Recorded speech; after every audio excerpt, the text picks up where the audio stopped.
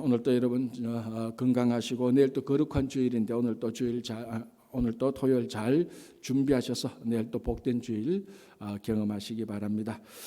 잠언 계속 보겠습니다. 8장입니다. 오늘 잠언 8장 지혜, 그리고 오늘 이제 22절부터 지혜와 창조, 그러니까 이 창조 사역에 지혜가 어떤 관계가 있느냐, 이것을 우리들에게 말해주고 있습니다. 참 특이한 본문이죠. 성경의 창세기에서 천지를 창조할 때에 어떻게 보면 좀 뜬금없이 지혜가 그 지혜가 무슨 일을 했는데, 지혜가 무슨 관련이 있는데, 그걸 이 잠언 8장에서 우리들에게 얘기를 해주십니다. 이제 순서대로 보면서 그 부분도 한번 보겠습니다. 자, 1절 보겠습니다. 지혜가 부르지 아니하느냐, 명철이 소리를 높이지 아니하느냐, 그가 길가의 높은 곳과 내거리에 서며 성문 곁과 문 어귀와 여러 출입하는 문에서 불러 이르되. 자, 어제 우리가 7장을 보면서 음녀를 봤습니다. 말로 호리는 이방 여인. 그러니까 이 음녀가 우리들을 유혹할 때 그 장소, 시간을 봤습니다. 은밀한 시간, 저녁 때, 항원 때, 흑암이 있는 밤 시간, 그 시간에 유혹이 찾아들고 길 모퉁이, 그러니까 모퉁이는 사람들의 왕래가 없는 곳, 은밀한 곳이죠. 그곳에서 유혹이 일어났는데, 자, 어제 그래서 이 유혹, 음녀를 이길 수 있는 또 다른 존재는 내 누이, 지혜라 그랬습니다. 그래서 지혜는 내 누이라. 여기서 누이는 혈육적인 누나, 그게 아니고 고대 중동에서 가장 사랑하는 사람에 대한 애칭이라 그랬습니다. 그건 영어로 달링 또는 허니. 그러니까 이 지혜가 그리고 이 지혜도 여성이라 그랬습니다. 그러니까 여성인 지혜와 또 다른 여성인 음녀, 그러니까 이 두 갈래의 길이 있는 것을 우리가 어제 봤습니다. 그래서 이 음녀를 이기고 물리치려면은 또 다른 여성 지혜의 편에 서서 지혜와 함께하면은 음녀를 이길 수 있다는 이것을 우리가 크게 이렇게 봤는데, 오늘 이제는 지혜가 나오는데 지혜가 활동하는 그 장소를 말해주고 있습니다. 볼까요? 2절에 길가의 높은 곳, 내거리, 3절에 성문곁, 문 어귀, 여러 출입하는 문. 여기는 사람들이 다 쉽게 말해서 공적인 장소죠. 성문 어귀, 사람들이 많이 가는 곳, 길가의 높은 곳, 다 볼 수 있는 내거리, 사람들이 가장 많은 내거리. 옛날 요즘은 이런 말 안 쓰죠. 신장로, 그죠? 신장로 많이 썼잖아요, 그죠? 신장로. 그러니까 신장로 그러면 사람들이 많이 모이잖아요. 옛날 길 말고 새로 낸 길, 신장로. 거기에 이제 약국도, 병원도, 서점도, 막 극장도 들어서는, 바로 이렇게 사람들이 많이 모이는 공공적인 장소에서 지혜가 소리를 높인다는 겁니다. 그러니까 음녀가 활동하는 음녀가 유혹하는 장소와 그 유혹을 뿌리치고 물리칠 수 있는 지혜가 활동하는 장소가 완전히 반대죠. 그래서 이 유혹은 공공성이 있고 투명하면은 유혹은 찾아오지 못합니다. 늘 유혹은 사람들이 안 보는 은밀한 곳, 그곳에 어두침침한 그곳에서 유혹이 일어나지만, 오늘 8절에 보면 지혜는 그하고 완전히 반대입니다. 우리를 공공적인 장소, 투명한 장소, 거짓말을 할 수 없는 장소, 밀실 정치를 할 수 없는 장소, 길가의 높은 곳, 내거리, 성문 곁, 문 어귀, 여러 사람들이 출입하는 곳, 여기서 지혜가 활동을 하는 것이 무슨 말인가 하면은, 이 지혜 있는 자, 그러니까 정말 지혜를 받아서 지혜 있는 자는 항상 이 사람이 열린 곳, 투명한 곳, 그리고 공적인 장소에서 활동하는 것처럼 우리의 삶이 그래야 된다는 것입니다. 성도의 삶은 항상 열려 있어야 됩니다. 여러분, 이게 신앙생활을 하면서 열려 있는 마음을 가지는 것이 얼마나 중요한지 모릅니다.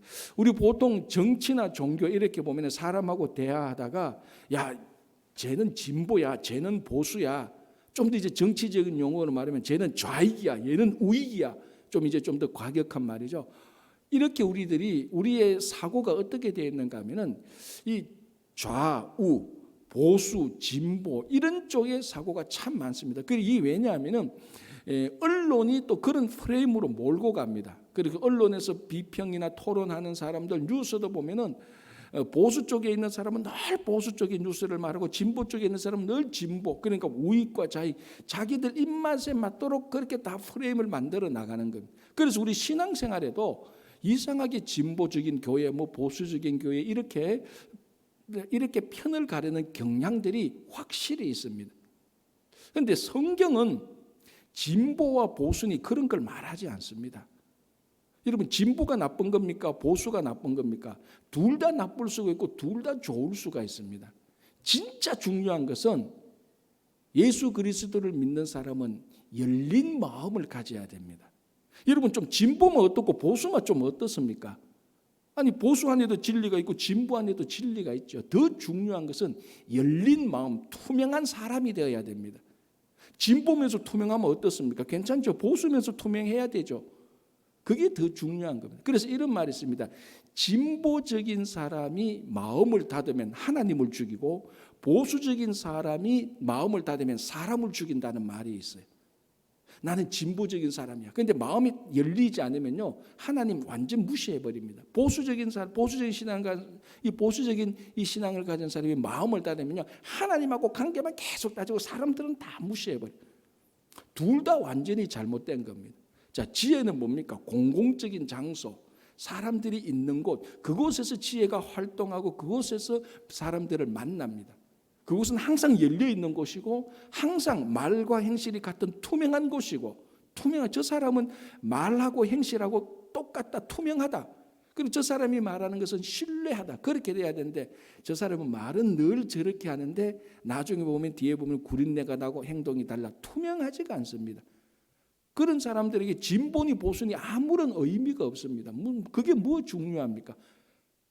하늘나라 가면은 진보적인 사람, 보수적인 사람 다 있는 거죠. 다 있는 거죠. 우리가 신앙생활할 때 거기에 연연할 필요는 하나도 없습니다. 어떨 때는 진보들이 말하는 사람이 진보적인 목소리를 낼 수도 있고 어떨 때는 보수적인 사람이 말하는 보수적인 목소리를 낼 수가 있죠. 성경이 다 말하고 있는데 진짜 중요한 것은 하나님을 향해서, 사람을 향해서 투명하고 열린 마음이 돼야 됩니다. 그래서 하나님의 말씀을 들을 수 있고 사람들이 말하는 걸 들을 수 있고 공감할 수 있는 것입니다.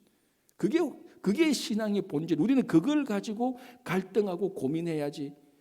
내가 보수니 진보니 이러니 저러니, 그거는 성경이 말하는 우리가 살아가는 삶의 패턴이 아닙니다.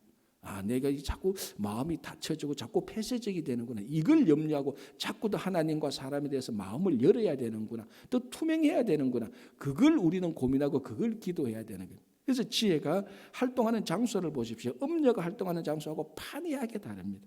그렇죠? 자, 6절 보겠습니다. 이제 지혜가 어떤 말을 하느냐. 6절, 너희는 들을지니라. 내가 가장 선한 것을 말하리라. 자, 지혜는 선한 것을 말하고요. 그 다음에 내 입술을 열어 정직을 내리라. 내 입은 진리를 말하며 내 입술은 악을 미워하느니라. 내 입의 말은 다 의로운 적 그 가운데 굽은 것과 패역한 것이 없나니. 자, 지혜가 말하는 메시지가 뭐냐 하면 첫 번째, 선한 것을 말합니다.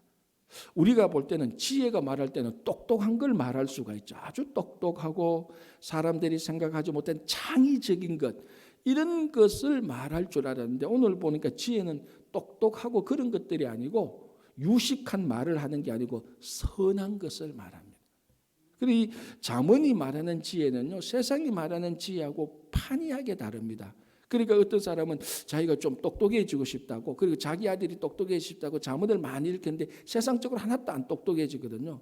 이 잠언을 읽고 묵상하면 세상적으로 똑똑해지느냐 안 똑똑해지느냐, 그건 두 번째입니다. 진짜 지혜를 얻게 되는데 그 하나님의 지혜를 얻는데 그 지혜는 오늘 뭐냐면 선한 것입니다. 똑똑하고 창의적이고 기발하고 그걸 말하는 게 아니고 선한 것, 바른 것, 선한 생각을 하고 바른 생각을 할 줄 아는 것, 그 사람이 지혜로운 사람이죠. 자, 그리고 여기도 보십시오. 6절 끝부분에 중간에 내 입술을 열어 정직을 내리라. 정직한 사람, 우리는 말합니다. 정직한 사람을 지혜로운 사람이라고 말 안 하죠. 세상에는 어떨 때는 정직하게 말하기 때문에 어리석다. 아이고 저렇게 정직하면 어떻게, 저렇게 세상을 어떻게 살니까, 이제 미련 저 미른 덩어리 이렇게 말하죠.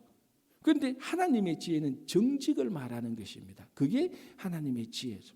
자, 그리고 보십시오. 7절에 내 입은 진리를 말하며 내 입술은 악을 미워하느니라. 그러니까 지혜는 진리를 말하고 악을 미워하는 사람이 지혜로운 사람입니다. 여러분, 이 세상에서 악을 행하면서 얼마나 똑똑하고 IQ가 높은 사람들 많습니까? 특별히 경제사범들, 금융 사기 치는 사람들, 이 사람은 똑똑하지 않으면 경제사범 금융 사기를 못 칩니다. 저도 IQ가 3자리예요. IQ 3자리는 100부터 시작하잖아요. 얼마인지 모르겠어요. 저도 IQ는 3자리예요. IQ 3자리인데 금융 경제 아무리 들어도 모르겠어. 너무 어려워요. 어렵잖아요, 그 부분이요. 그래서 제 같은 사람은 금융 사기를 치고 싶어도 못 쳐요. IQ가 안 좋아가지고. 그런데 이 금융이나 재정 이쪽에 범죄를 저지르는 사람은요, 얼마나 IQ가 높은지 모릅니다. 경제 흐름을 다 알고 여기서 뭐 지금 앞으로 경제가 이렇게 갈 거니까 여기서 미리 이렇게 준비하고 얼마나 똑똑하고 IQ가 높은지 말합니다. 얼마나 똑똑하고 IQ가 높은지 모릅니다. 그런데 성경에서는 그런 사람을 지혜롭다고 말하지 않습니다. 세상은 똑똑하다고 말하죠. 뭡니까? 진리를 말하며 악을 미워하는 사람, 그 사람이 그 지혜로운 사람이고요. 8절에 내 입의 말은 다 의로운즉 그 가운데 굽은 것과 패역한 것이 없다. 자, 이 지혜자의 입의 말, 또 말 얘기가 나옵니다. 지금 뭐 사실 제가 다 말하지 않았지만 말에 대한 얘기가 이 잠언에 뭐 다 깔려 있습니다. 매 장마다 얼마나 많이 있는지 모릅니다. 다시 한번 반복하지만 정말 지혜자는 이 말을 정말 선하고 정직하게 배려하는 말을 하는 사람입니다. 자, 지혜로운 자의 입은 패역하지 않고 굽은 것이 없다. 정직하다, 곧다는 겁니다. 올바르다는 겁니다. 말하는 것이. 늘 말하는데 복선을 깔고, 늘 말하는데 그 안에 가시가 있고, 늘 말하는데 뼈가 있는 말. 그런 지혜자는 그런 말을 하지 않습니다. 투명한 말을 합니다. 투명한 말. 그죠? 그래서 우리가 여기 6, 7, 8 보면은 하나님의 지혜로운 자가 어떤 말을 하는 사람인지 우리는 잘 알 수 있고, 정말 우리가 기도해야 될 내용들이 이런 것들입니다. 성도들이 매일 새벽에 나와서 기도해야 될 것들. 하나님, 내가 정말 하나님의 지혜를 가지게 하시고, 정말 이런 성경이 말하는 그 지혜로운 자가 되기 위해서 기도해야 되는 것. 정말 우리가 매번 해야 되는 겁니다. 자, 10절 보시기 바랍니다. 너희가 은을 받지 말고 나의 훈계를 받으며 정금보다 지식을 얻으라. 11절 대제 지혜는 진주보다 나음으로. 이 성경은 계속해서 금, 은, 보석, 진주보다 지혜가 더 나으니 지혜를 찾으라라고 말하는데, 새벽에 나와서 기도하기는 지혜 대신에 보석을 위해서 기도한다? 이 잘못된 거죠. 자, 여러분, 왜 지혜가 보석보다 나은가 하면요, 보석을 가지고 지혜를 사지는 못합니다. 그러나 지혜로운 자는 보석을 얻을 수가 있습니다. 그러니까 뭐가 더 중요합니까? 지혜가 더 중요하죠. 그래도 마음에는 자꾸 보석 쪽으로 끌려. 그래도 뭔가 그래도 보석이 있으면 더 좋겠다. 여전히 우리는 지혜롭지 못한 사람입니다. 정말 지혜를 가지면은 보석도 얻을 수 있습니다. 그러나 보석이 많다고 해서 지혜를 못 얻으니까 지혜가 더 중요하죠. 자, 19절 한번 볼까요? 이렇게 되어 있습니다. 내 열매는 금이나 정금보다 나으며 내 소득은 순원보다 나으니라. 여기서 내가 누구죠? 지혜지요. 그러니까 지혜의 열매는, 지혜의 소득은 금이나 은금, 정금보다 더 낫다고 말했습니다. 그러니까 지혜가 더 중요하죠. 보석으로, 그리고 내 소득은 뭐 다 보석이다 뭐 이런 거, 내 열매는 그러니까 뭐 금이다 보석이다 이렇게 말하지 않습니다. 내 열매는 지혜다라고 말을. 그리고 지혜가 정금보다 더 중요하다 이렇게 얘기를 합니다. 자, 13절로 넘어가겠습니다. 여호와를 경외하는 것이 우리 잠언의 1장 7절에 이 잠언 전체의 대주제죠. 여호와를 경외하는 것. 그래서 이번 우리 뉴스타트 40일 특별 새벽 기도의 주제가 다시 여호와를 경외하자입니다. 여호와를 경외하는 건 우리가 많이 해왔지만 이 코로나를 그치면서 또 코로나 시대에 살게 되면서 우리가 여호와를 다시 제대로 잘 섬겨야 되겠다. 그게 이번 40일 특별 새벽기도의 주제인데, 그래서 우리가 잠언을 보면서 여호와를 경외하는 것이 무엇인지, 우리가 과거의 삶을 되돌아보면서 여호와를 경외하는 것이 부족했지 않은지 그걸 다시 한번 점검하는 것이 주제인데, 그래서 우리 잠언 1장 7절에 여호와를 경외하는 것이 지혜, 지식의 근본이라는 것을 우리가 봤고요. 자, 13절에는 여호와를 경외하는 것이 악을 미워하는 것이다라고 말합니다. 그러니까 내가 여호와를 경외하는 사람이라면 악을 좋아하면 안 되는 것이죠. 그러니까 이 잠언을 읽어보면 여호와를 경외하는 사람이 어떤 사람인지 틈틈이 구체적으로 지시를 하고 있습니다. 여호와를 경외하는 사람이 악을 행하거나 악과 함께하거나 악을 행해서 비즈니스를 행하거나 악을 행하여서 세상에 이득을 얻으려고 하는 사람은 여호와를 경외하는 사람이 아닙니다. 그 사람. 교회의 어떤 직분을 가지든지 어떤 교회에서 얼마나 오랫동안 섬기고 봉사했든지 악을 좋아하고 악을 사용하여서 살아가는, 악을 자기 삶의 처세 수단으로 사는 사람은 여호와를 경외하는 사람이 아닙니다. 딱 말하지 13절에 여호와를 경외하는 것은 악을 미워하는 것이다라고 말합니다. 그리고 난 다음에 더 구체적으로 말하죠. 나는, 그러니까 이거 지혜는 이 말이죠. 교만과 거만과 악한 행실과 패역한 입을 미워하느니라. 여호와를 경외하는 것이 지혜의 근본인데, 지혜는 교만과 거만을 싫어하고 그리고 악한 행실을 싫어하고 패역한 입을 미워한다라고 말했습니다. 그러면 우리가 또 이렇게 정리할 수 있죠. 여호와를 경외하는 것이 무엇인가? 절대로 교만과 거만하지 않는 사람. 자, 우리 성경에서는 이 교만과 거만은 하나님의 대적 중의 대적입니다. 제가 틈틈이 말하지만 다른 종교들을 이렇게 쭉 보면 다른 종교들도 다 도덕적이고 윤리적인 말이 너무 많죠. 종교적으로 보면. 그러나 어떤 종교도 우리 성경만큼 교만을 죄악시하는 종교는 없습니다. 우리 성경을 보면은 틈틈이 교만과 거만은 하나님을 대적하는 것으로 나옵니다. 자기의 마음이나 생각이나 말이나 행동에 있어서 죄송합니다. 이게 교만이라고 말하면은 절대로 여호와를 경외하는 것도 아니고 지혜도 아닙니다. 자, 사탄이 왜 사탄이 되었습니까? 이사야 14장을 보면은 너 아침의 별 계명성, 이게 하나님의 자리로 내가 하나님과 같이 되겠다고 해서 떨어진 별이 계명성인데 이게 사탄입니다.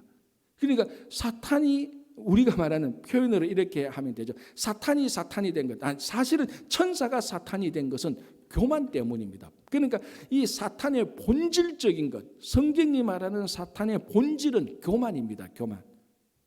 자, 원죄라고 말하는, 오리지널 신이라고 말하는 아담과 하와가 선악을 알게 하는 열매를 먹은 것 무슨 죄입니까? 불순종의 죄 맞죠? 하나님이 먹지 말라고 말했으니까. 그런데 왜 불순종하게 되었습니까? 그 열매를 보니 탐스럽고 먹음직하고 다 했는데 그 열매를 그런 탐스럽고 먹음직한 열매를 먹을 수 있도록 뱀이 하와를 유혹할 때 뭐라고 했습니까? 하나님과 같이 되어서. 그러니까 왜냐하면 사탄이 본질적으로 하나님과 같이 되려고 하다가 타락한 존재인데, 이 타락한 존재가 또 다른 사람을 유혹할 때는 똑같은 자기 본질로 유혹하는 겁니다. 그게 교만이라는 것이죠. 그러니까 여호와를 경외하는 사람, 지혜로운 사람은 본능적으로, 본질적으로 교만할 수가 없는 사람입니다. 교만할 수가 없는 거죠. 그래서 우리 여기 잠언에도 지혜로운 자가 교만하지 않는 것을 틈틈이 계속해서 말하고 있습니다. 그래서 오늘 13절에도 교만과 거만을 싫어하고 여호와를 경외하는 것이, 그리고 그다음에 여호와를 경외하는 것은 악한 행실을 싫어한다. 이거는 설명 안 해도 되잖아요. 그렇죠? 그리고 그다음에 패역한 입을 미워한다. 또 입입니다. 또 말하는 것. 여호와를 경외하는 사람은 그 입에서 패역한 말이 나와서는 안 되는 거죠. 거짓말하고 선동하고 상대방을 음해하는, 모략하는, 중상모략하는 그런 말은 여호와를 경외하는 사람의 입에서는 나와서는 안 되는 것입니다. 자, 이제 15절. 이 지혜가 어떻게 실제로 공동체 또는 나라에 기여하는가를 보여주고 있습니다. 15절. 나로 말미암아, 지혜로 말미암아이죠. 나로 말미암아 왕들이 치리하며 방백들이 공의를 세우며 나로 말미암아, 즉 지혜로 말미암아 재상과 존귀한 자 곧 모든 의로운 재판관들이 다스린다. 그러니까 한 나라의 통치, 그 나라의 행정, 그 나라의 왕의 통치를 도와주는 그 참모들의 보좌하는 것, 이 모든 것이 다 지혜로 한다는 것입니다. 우리가 고대 왕들, 그리고 뭐 오늘날도 똑같습니다. 고대 왕들, 황제들, 제국의 황제들, 오늘날의 강력한 힘을 가진 대통령들, 이런 사람들을 보면 무엇으로 나라를 다스립니까? 권력과 힘으로, 권세로 나라를 다스립니다. 그런데 오늘 잠언을 보니까 하나님께서 기뻐하시는 진짜 지혜, 진짜 여호와를 경외하는 왕은 무엇으로 나라를 다스린다고요? 지혜로 다스린다는 거예요. 그러니까 이 세상의 통치자들하고 여호와를 경외하는 통치자들의 통치 수단이 근본적으로 다른 겁니다. 권력과 힘으로 정복해서 전쟁해서 나라를 다스리고 나라를 확대하는 것이 세상의 통치자라면, 여호와를 경외하는 사람은 지혜로. 자, 그 지혜가 뭡니까? 악을 미워하는 것이고 교만하지 않는 것이고 패역한 입을 말하는 것이 아니고, 여기 보면 정직을 하고 선한 일을 하고 바르게 하고 진리를 말하는, 이런 것이 지혜인데, 이런 것으로 왕이 나라를 다스린다는 것. 근본적으로 다른 거죠. 세상의 권력자들, 통치자들 힘과 권력과 권세로 중상모략으로 다스리는, 병법으로 다스리는 이런 왕이 아닌 거죠. 여호와를 경외하는 사람. 그래서 왕들이 지혜로 치리하며, 자, 그다음에 뭡니까? 방백들이 공의를 세운다. 방백들은 뭡니까? 신하들이죠. 참모들이죠. 왕을 도와주는 사람, 신하들입니다. 이 사람들은 지혜로 공의를 세운다는 것입니다. 왕 옆에 있는 신하들, 참모들, 어떻게 하든지 간에 왕의 권력을 자기가 좀 빌려서, 왕의 권력을 사칭해서 자기 이익을 가지고 자기 명예를 누리고 왕의 권력을 자기 권력화하는 신하들, 이것이 세상의 방백들이고 신하들인데, 성경이 말하는 참된 신하들은 지혜로 말미암아 왕과 함께 공의를 세우는 사람입니다. 이게 하나님 나라의 여호와를 경외하는 사람들이 신하들이죠. 자, 잠언의 저자는 솔로몬입니다. 솔로몬의 아들 르호보암이 바로 이 신하들을, 어떻게 보면 신하들을 잘못 둔 겁니다. 잘 알잖아요. 르호보암이 왕이 되었을 때 백성들이 와서 르호보암에게 세금을 깎아달라, 그리고 노동을 좀 줄여달라. 당신 아버지 솔로몬이 성전을 지을 때 우리가 물질도 다 내고 우리 시간도 다 내고 우리 노동을 다 해서 성전을 짓기 때문에 우리 지금 너무 피곤하고 세금 낼 돈도 없고 노동할 힘도 없다. 우리 좀 쉬게 해달라. 세금도 감면해달라. 이렇게 요청을 하지 않습니까? 그 르호보암이 그 이야기를 듣고 판단이 안 서잖아요. 그래서 아버지 솔로몬하고 같이 일을 했던 그 신하들한테 가보니까 백성들의 말이 맞다, 그렇게 해주셔야 됩니다. 왜냐하면 늙은 신하들은 그 솔로몬 때 백성들이 얼마나 고난당하는 걸 알았거든요. 그리고 난 다음에 자기하고 똑같은 또래의 젊은 신하들한테 가서, 야, 백성들이 이렇게 말하는데 내가 어떻게 해? 그러니까 그 젊은 신하들이 뭐라고 말합니까? 그렇게 하면은 백성들이 나중에 당신을 무시하게 된다.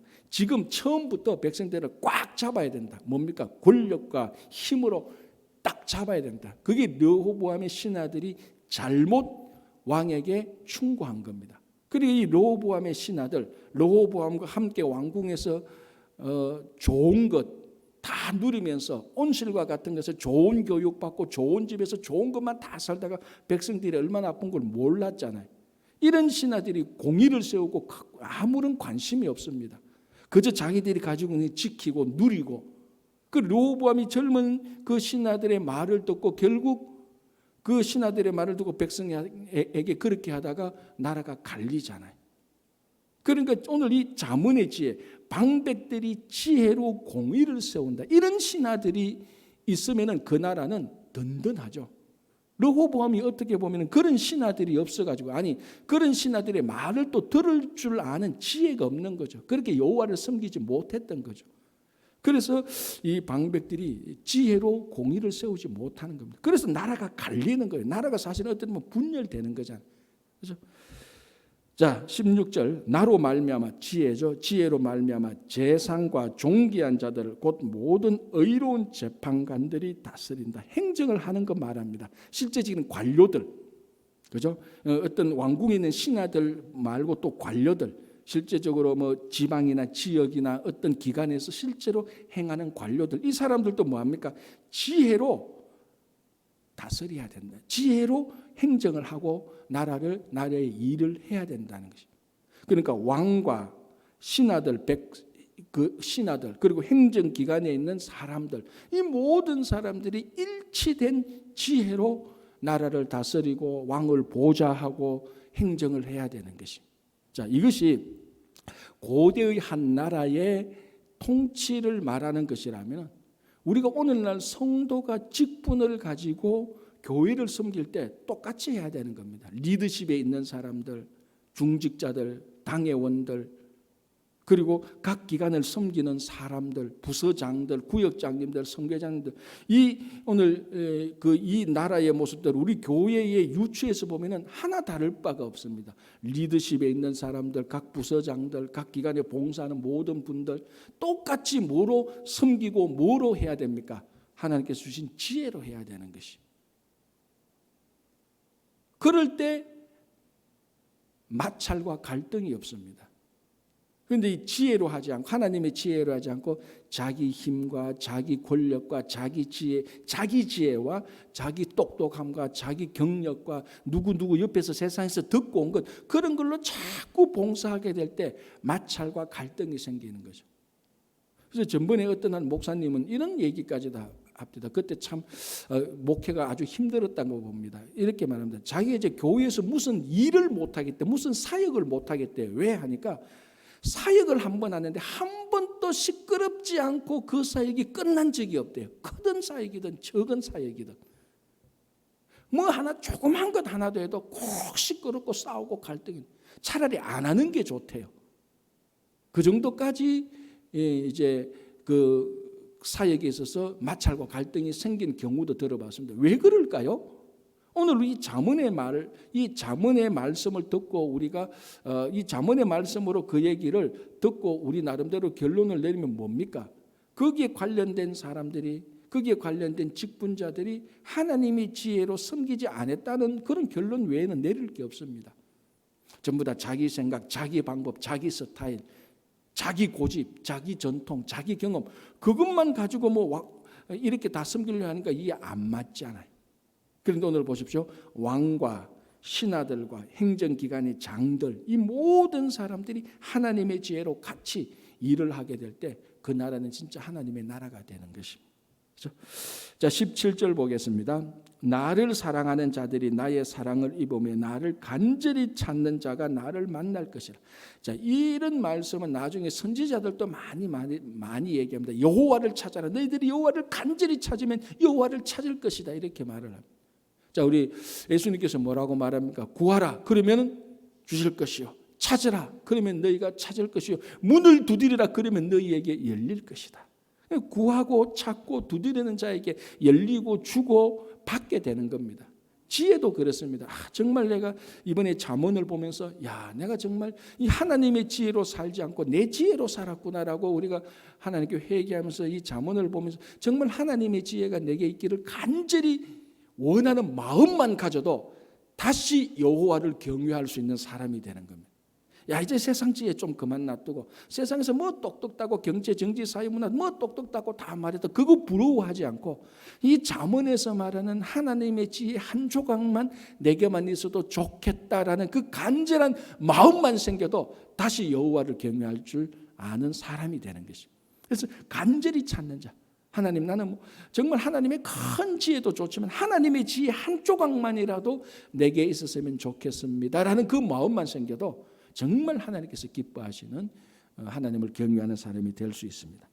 자, 이제 마지막으로 22절부터 끝까지 보면요, 이게 이제 신학적으로는 굉장히 어려운 본문이에요. 아니, 천지창조에 웬 난데없이 지혜가 이게 함께 해가지고 천지창조의 지혜가 무슨 역할을 했으며 지혜의 포지션이 어디며 지혜가 무슨 말을 했으며 뭐 이런 이제 갑자기 천지창조와 지혜가 같이 연결된다는 게 참 이게 우리들한테 어색합니다. 맞지 않는데요. 자, 이 쭉 읽어보면은 자 대표적으로 한번 볼게요. 23절 볼게요. 만세 전부터 태초부터 땅이 생기기 전부터 내가 세움을 받았다. 지혜가 뭡니까? 창조 전부터 지혜가 있었다는 겁니다. 창조 전부터 땅이 생기기 전부터 지혜가 있었다. 도대체 이 지혜는 뭐냐? 이 지혜는 뭐냐? 지혜의 실체가 뭐냐? 우리말로 정말 너 누구냐 이 말이에요. 지혜 너 누구냐 보니까 내가 태초부터 땅이 생기기 전에 있었던 존재다라고 말을 하는 거예요. 이 벌써부터 우리가 기가 확 꺾입니다. 그죠? 아니 태초 이전에 있었던 존재가 지혜다. 자, 27절 볼게요. 그가 하늘을 지으시며 궁창을 해면에 두르실 때에 내가 거기 있었고. 자, 이 말은 뭐 여기서 거기는 하나님이죠. 천지 창조는 하나님의 사역이니까 성부 하나님의 사역이니까 성부 하나님께서 하늘을 지으시며 궁창을 해면에 두르실 때 내가 지혜가 거기 있었다라고 말. 지혜는 태초 천지 이전부터 있었고 성부 하나님께서 땅을 창조하고 바다를 가르고 막 그럴 때도 나도 거기 있었다. 거기서 뭐 이렇게 발짱 끼고 뭐 방관하고 있었다 이런 의미가 아니죠. 하나님께서 땅과 하늘을 지었을 때 나도 거기 있었고 뉘앙스가 나도 함께 했다라는 그런 뉘앙스. 그죠? 자, 여기 한번 볼까요? 29절 바다의 한계를 정하여 물이 명령을 거스르지 못하게 하시며 또 땅의 기초를 정하실 때 내가 그 곁에 있어서 창조자가 되어 날마다 그의 기뻐하신 바가 되었으니. 아니 이게 무슨 말이야? 내가 그 곁에 있어서 여기서 내는 누굽니까? 지혜죠. 지혜가 창조주 하나님 옆에 있어서 창조자가 되어 날마다 그의 기뻐하신 바가 되었으며 항상 그 앞에서 즐거워하였다. 아니 도대체 지혜는 뭐 어떤 존재입니까? 태초 이전부터 있었고 성부 하나님이 천지를 창조하실 때 함께 있었고 함께 관여했고 가만히 보니까 지혜가 또 이게 또 사람으로 의인화되었잖아요. 사람처럼 말하잖아요. 지혜가 뭡니까? 우리가 알 수 있는 대로 예수 그리스도를 지칭하는 겁니다. 예수 그리스도를 성부 성자 성령에 있어서 자 우리 성부 성자 성령에서 이 땅에 사람으로 오신 분은 성부 하나님 성령 하나님이 아닙니다. 성자 하나님 예수 그리스도가 이 땅에 사람으로 오신 것입니다. 그리고 요한복음에도 보면 뭡니까? 요한복음에도 보면 이미 태초부터 말씀이 있었다고 말을 하는 겁니다. 그럼 그 읽어보면 태초가 있기 전에 말씀이 먼저 있었다는 것을 우리가 알 수 있어요. 요한복음 1장하고 이 지혜에서 오늘 지혜에서 이 잠언 8장의 지혜와 창조를 가만히 보면은 이 지혜가 바로 예수 그리스도라는 것을 우리가 발견할 수 있습니다. 그리고 실제로 우리가 성경을 보면은 고린도 이게 보니까 고린도전서 1장 30절에 예수는 지혜와 의와 거룩함이라는 말이 있습니다. 그러니까 예수는 지혜다라는 것이고 그리고 골로새서 2장 3절이죠. 골로새서 2장 3절에 그리스도 안에 지혜와 지식의 모든 보화가 감추어져 있다. 그러니까 예수 그리스도 안에 예수 그리스도께서 예수 그리스도와 함께하는 자에게 이 잠언의 지혜가 무엇인지 우리가 조명받을 수가 있는 것입니다. 그래서 우리가 다시 여호와를 경외하면서 이 하나님의 지혜로운 자가 되고 싶은 사람 실제로 우리 삶에서 어떻게 하면 되는가? 그리스도와 함께하면 됩니다.